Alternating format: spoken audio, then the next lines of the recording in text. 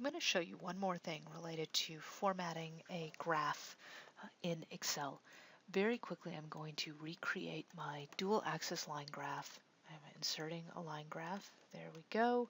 And I am making it a little bit larger so that I can click on things more easily. I can always change its size later. There we go. Right click, format data series, switch it over to my secondary axis, close, come over here, right click on my axis, format axis, changing that minimum to a fixed 0.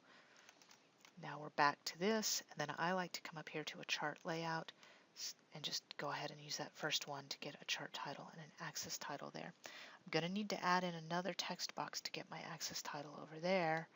I'm going to format my legend also, and I'm going to put it across the bottom. I kind of like it down there a little bit better. And then now I need to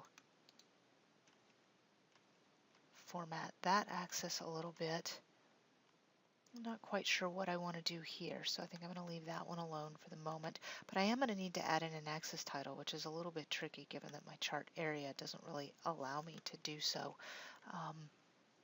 But I can certainly include by coming to my layout area here. And again, on your version of Excel, it might be slightly different.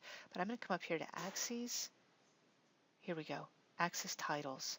And I would like a secondary vertical axis title. Right now it's at none, and I want one there. Looks like that. Now I can change that to crude birth rate. Enter. I can come over to this one and change that one to births and hit enter.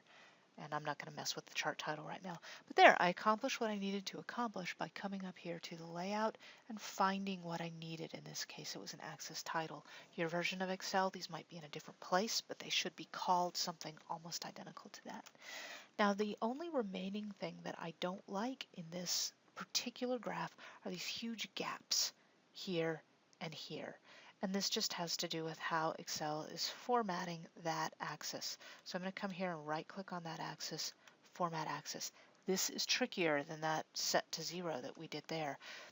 We need to let it know how we want to handle that, and it just takes a lot of trial and error. I'm going to change this to a date axis. Okay, this is fine the way it is right now. It angles them slightly. Starts at 1990, goes to 2010. It only has a little tiny bit of gap there, mostly just for readability issues.